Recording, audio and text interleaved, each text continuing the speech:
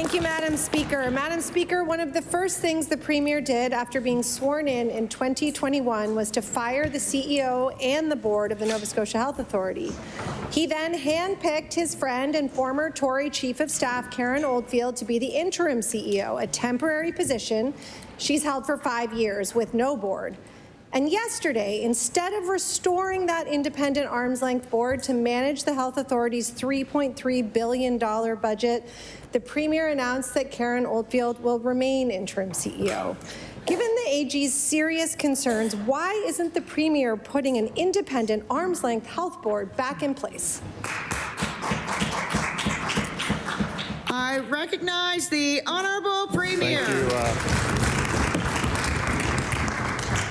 I think the question answers itself, Madam Speaker. The results certainly speak for themselves. The progress we've made. Karen Oldfield is a lot of things, and yes, one of them is a former Chief of Staff, but she is a lot of things. She's a very, very talented person. She's a great Nova Scotian, and she has given her heart and soul to improving healthcare in this province, and I am extremely proud of the work she has done there and the progress that has been made. There's more to be done, and I think we have the team in place to keep getting it done for Nova Scotians, Madam Speaker. Thank you. I recognize the Honourable Leader of the Official Opposition. Last year, Nova Scotia Health awarded $3 billion in alternative procurement contracts. That's contracts signed without going through a competitive process to ensure that Nova Scotians are getting the best deal for their dollar. Since being elected, this government has spent $6.7 billion outside of the budgeting process, more each year than any government ever before, all without any oversight. Nova Scotians' hard-earned money is being spent with little explanation and little care. What possible reason does the Premier have for refusing to be open with Nova Scotians about how he is spending their money?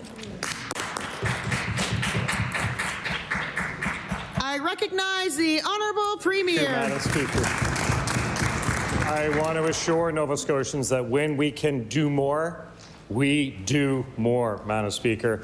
And for the member to say there's no oversight, I guess maybe the member hasn't met our media corps who pay very close attention to these things. I guess the member hasn't paid attention to the documents that the Minister of Finance tables in this legislature. I guess the member doesn't pay to the public statements we make. We are very clear with Nova Scotians about the investments that we make that improve life for them and certainly improve access to health care. Those investments, every single dollar of them, have improved health care in this province. And as soon as we can invest more again, I want Nova Scotians to know we will do it, and we will do it quickly. I recognize the Honourable Leader of the Official Opposition.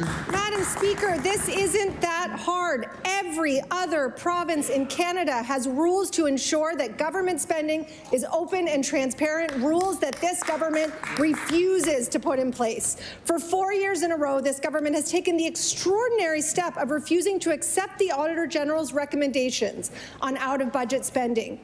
And they show no interest in creating a legislative budget officer to act as a watchdog on spending decisions going forward. This is a government allergic to accountability. If the Premier is so proud of his spending decisions, why does he insist on keeping so many of them behind closed doors? I recognize the Honourable Premier. Madam Speaker, I can assure you we have no interest in keeping them behind closed doors. We want Nova Scotians to know. Just this morning, I was out at the West Bedford facility. What an incredible facility that is. And, Madam Speaker, we have focused on progress. We have focused on Nova Scotians. I know the members opposite want us to look at checklists, but we're looking at wait lists. We are making sure that we are delivering for Nova Scotians, and we are delivering for Nova Scotians, and the country is watching. They are coming to us. They are coming to us, and they are saying, can you help us get our wait list down so that less than 6% of our population is not attached? That's an incredible result, Madam Speaker. They are coming to us saying, tell us about